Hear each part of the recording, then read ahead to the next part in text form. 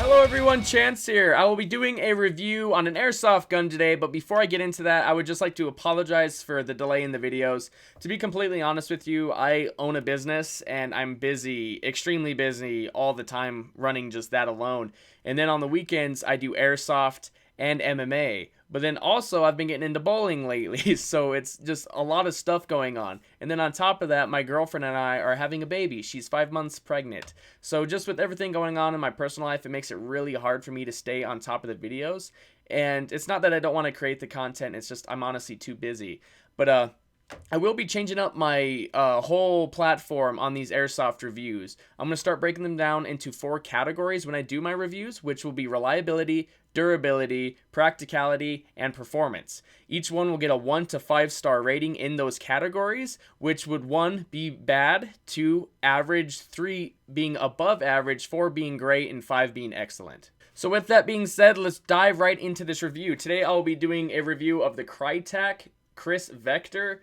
This gun is awesome. I love this gun. This is actually my go-to rifle now. I have posted 1 or 2 videos, I think, on this gun, and I was using it in field play, and I was actually using this gun when it was stock, shooting about, God, I think, it was supposed to shoot about 350 feet per second out of the box, this model, and it was actually, for me, with a 2.0 with the hop up all the way turned down, with Elite Force 0.20 gram BBs, I was actually shooting 300, like 290, 300. So mine was nowhere near 350 like it claimed. I don't know if anyone else has had this issue, but so right out of the box, it is not where I would want it to be. I know that you could buy the 400 FPS version, which will come with an M130 spring pre-installed, and the reason I did not want to do that is because I always end up extending my barrel length, and that would have increased my velocity and everything, hence why I have this barrel extension on here. I did increase my barrel length from about right here to about here, actually, so I increased it about 3 inches, I think, 3 or 4, and it was able to increase my velocity about 30 or 40 FPS, but still, I was still under 350 like the gun was supposed to be shooting in the first place. So I ended up changing the M120 spring out that came stock with it and put a different M120 in, and now I'm about 375 with it. Of course, with a short barrel gun like this, the ports on the cylinder and everything can come into effect with your velocity. It's just I would want it to be around 400, and I just didn't want the M130 spring in a gun this compact. I'm just always kind of skeptical if you put an M130 in a gun and start doing some compression upgrades and stuff that you're going to just blow the end of the gearbox out. So I try not to do that personally, but it does come stock around 300, at least mine did. Hop-up is easy to get to, and it is effective. You just have to flip up the dust cover right here, and then you're able to access the hop-up unit. It is an effective unit for how low the velocity is. I was getting some respectable range out of a gun this short. When it was stock and I didn't do any upgrades to it, I was getting about, I would say, 180 feet, which is pretty good for a short-barreled rifle shooting only 300 feet per second. It was actually pretty impressive for its range. After I did increase the barrel, I did not put a tight bore in. I just had an extra ICS barrel lying around that was short enough to not go outside of my barrel extension. And I didn't see an improvement necessarily in accuracy, but I did get an improvement in FPS and range. This gun does come pre-installed with the MOSFET and a micro switch, so it is a little confusing at first because you guys know that I'm a semi-auto only player. I rely on just like good trigger response and everything to stay on top of my shots. And at first I would shoot this gun and it would oversample it and it would confuse me. And I'm like, why the fuck is it not shooting? And then it's just because of the micro switch. So when I shoot it, I would try to reset the trigger fully, and it would actually just make the gun not run performantly because it has a micro switch.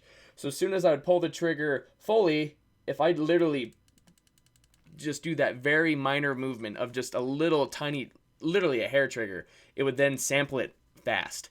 And it was cool. I've actually don't have a lot of experience with those micro switches, so it kind of took me like most of the day to kind of figure it out. But once I got it down, I was able to rip shots pretty well. I would say your rate of fire with an 11.1 LiPo battery is about, I would say, 19, maybe 20 rounds a second out of the box, which is very good.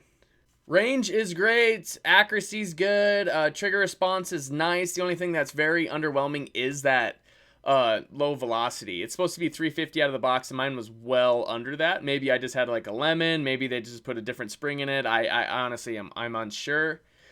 This is the only one that I have. No one sent this to me. I actually bought this with my own money, so I wasn't able to do multiple tests on different guns. But this one I would give for performance a 3 out of 5 stars.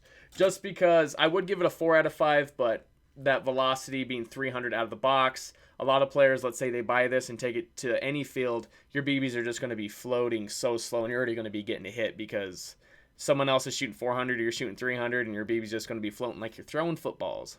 Now let's get into the build quality. Most of this gun is made up of polymer besides the pins, the rails, this little, I believe this would be the bolt release, but it has no actual function on this gun. It actually does not close a bolt or anything, but that's just my guess. This would be a bolt release. And then also the outer barrel.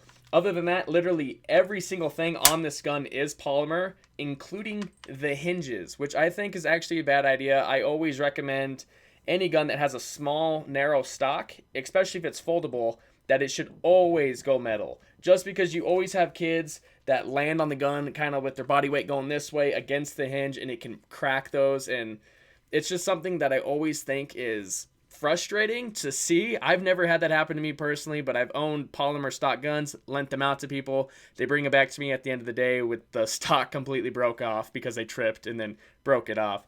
So I know this is a realistic replica to the real one, so I understand that, but I would still like to just see some like more reinforcement here. I haven't had any issues with mine. I haven't heard of anyone having theirs break, but it's just more of like a personal preference in my eyes. Even though it is polymer, this gun, the polymer is very high quality. It's a very sturdy build. I honestly don't really see a lot of players breaking it unless you're extremely clumsy. So even though it's polymer, it's still a very high quality piece, and I just don't really see you necessarily breaking it that easy.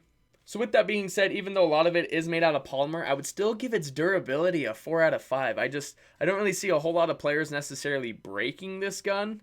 And I still feel like it can hold up. Even though it's made of like polymer, just a plastic, it's a very high quality reinforced polymer and it just feels sturdy. So I just have a hard time believing that a lot of players would break this. So I would give its durability a 4 out of 5. Okay, let's get into practicality.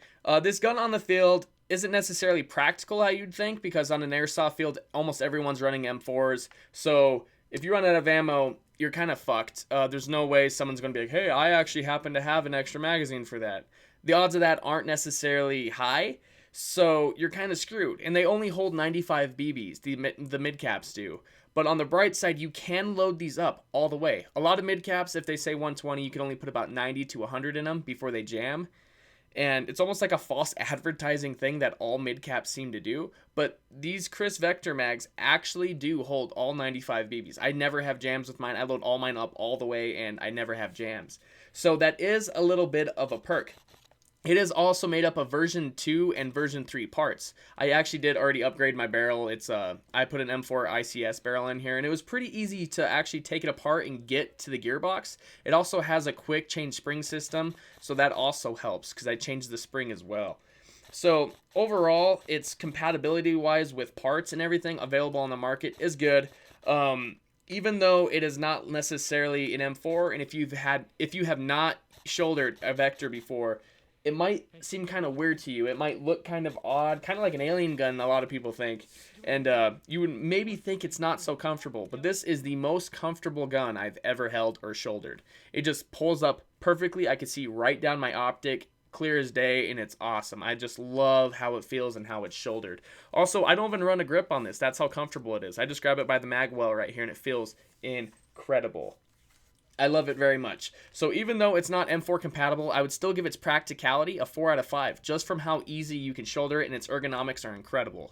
Last but not least, reliability. This gun is extremely reliable. Almost every single time I have shot this gun, I've never really had a doubt that it wouldn't work. I did have one issue with a magazine. I think the spring, something caught the spring. I think I had a stick or something in there from throwing them in my dump pouch, and that caused the magazine to jam.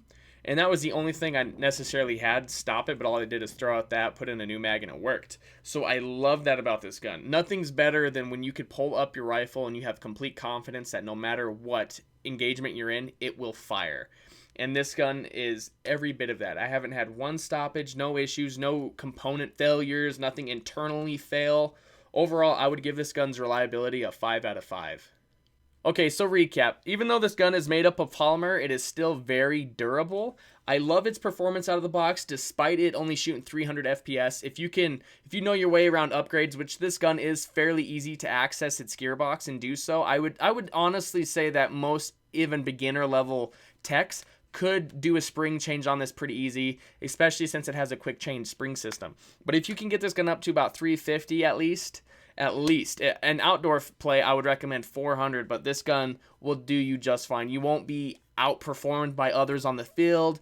With its micro switch and its MOSFET built in, you're going to be having a lot of fun and a lot of reliability. You'll be able to run an 11.1 in this gun just right out of the box. Just be aware that the battery is housed right here in the handle, and it is a very, very compact space to use. I personally use an 11.1 thousand milliamp Turnigy battery in there, and it barely fits. So just be aware of what batteries you get.